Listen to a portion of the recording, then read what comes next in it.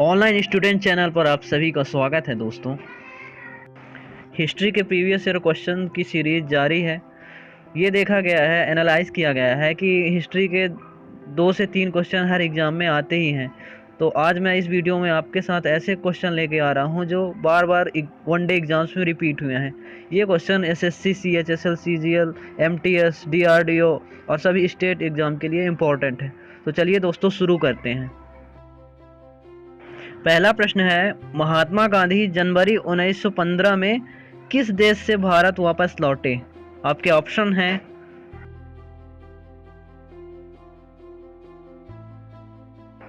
सही जवाब है दोस्तों ऑप्शन नंबर 1 दक्षिण अफ्रीका।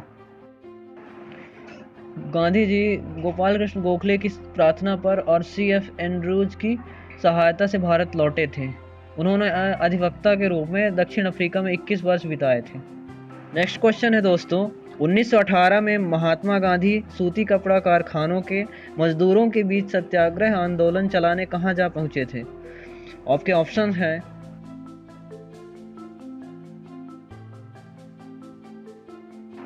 सही उत्तर है दोस्तों ऑप्शन नंबर 4 अहमदाबाद।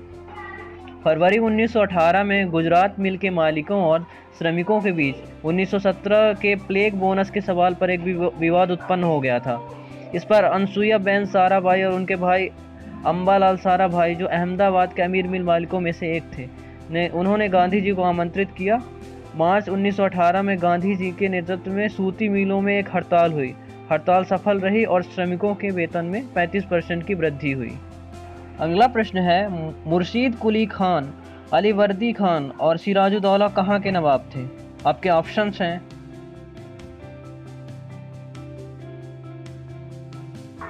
सही उत्तर है दोस्तों ऑप्शन नंबर 4 बंगाल।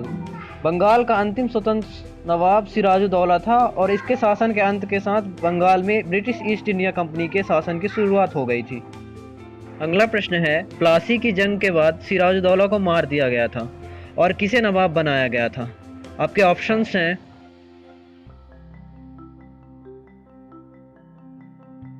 सही जवाब है ऑप्शन नंबर 1 मीर जाफर। 23 जून 1757 ईस्वी को प्लासी नामक जगह पर ईस्ट इंडिया कंपनी और नवाब सिराजुद्दौला के सेना के मध्य युद्ध हुआ, जिसमें अंग्रेजी सेना की कमान रॉबर्ट क्लाइव और नवाब की सेना की कमान मीर जाफर ने संभाली थी। इस युद्ध में मीर जाफर के विश्वासघात के कारण नवाब की सेना की हार हुई और सिराजुद्दौला को बंदी बनाकर गोली मार दी गई। प्लासी युद्ध में अंग्रेजों की जीत के फलस्वरूप और अंग्रेजों द्वारा मीर जाफर से किए गए वादे के अनुसार मीर जाफर को बंगाल का अगला नवाब बनाया गया। अगला प्रश्न है, शेर शाह सूरी ने किस मुगल शासक को पराजित किया?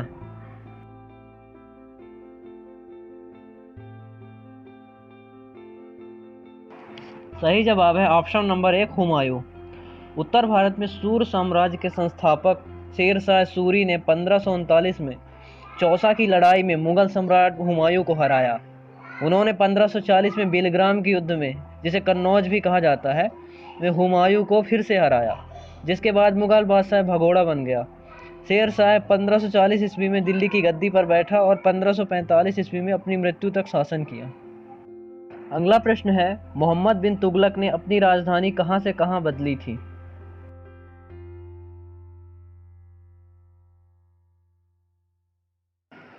इस प्रश्न का सही जवाब है ऑप्शन नंबर 2 दिल्ली से देवगिरी।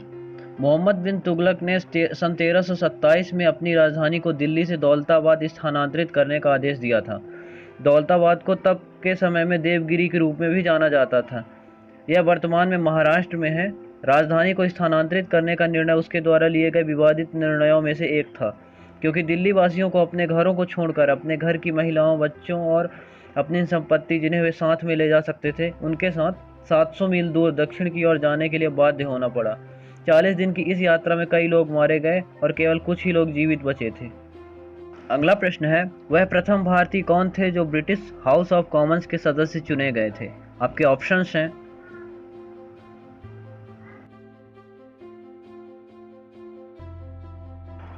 तो इस प्रश्न का सही जवाब है ऑप्शन नंबर 2 दादा भाई नौरोजी। दादा भाई नौरोजी 1892 के चुनाव में फिन्सबरी सेंट्रल चुनाव क्षेत्र से ब्रिटिश हाउस ऑफ कॉमन्स के लिए निर्वाचित किए गए थे। वह ब्रिटिश हाउस ऑफ कॉमन्स के सदस्य के रूप में निर्वाचित होने वाले प्रथम भारतीय और एशियाई थे। अगला प्रश्न है, किस वंश के शासनकाल में चीन के ग्रेट वॉल का निर्माण हुआ था? आपके ऑप्शंस हैं।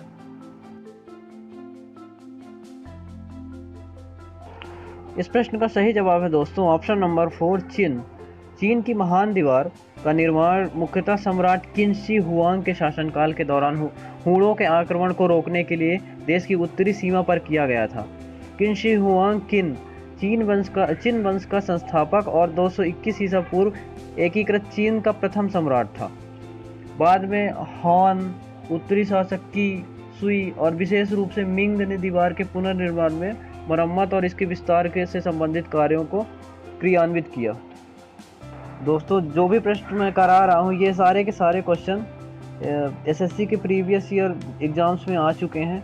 तो इन क्वेश्चंस के आंसर आप कमेंट में ज़रूर टाइप कीजिए और ये भी बताइए कि आपने कितने क्वेश्चन सही किए, आपके कितने क्वेश्चन सही हुए।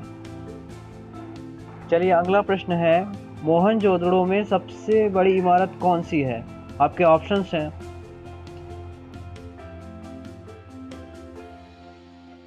सही जवाब है दोस्तों ऑप्शन नंबर 2 ग्रेट ग्रेनरी।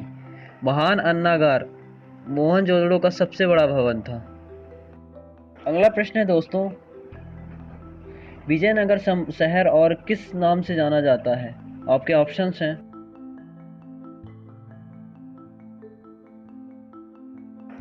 सही जवाब है दोस्तों ऑप्शन नंबर 3 हम्पी। विजयनगर का अर्थ है जीत का शहर। यह शहर ऐतिहासिक विजयनगर साम्राज्य की राजधानी था जो दक्षिण भारत में फैला हुआ था। आज भी इसके अवशेष कर्नाटक के बेल्लारी जिले में स्थित आधुनिक गांव हम्पी के चारों ओर बिखरे हुए हैं। तो दोस्तों आज के प्रश्न आपको कैसे लगे और आपने कितने प्रश्नों को सही आंसर किया, आप कमेंट करके हमें ज़रूर बताएं। वीडियो अगर पसंद आया हो तो चैनल को लाइक, कमेंट और शेयर करना ना भूलें। Thank you.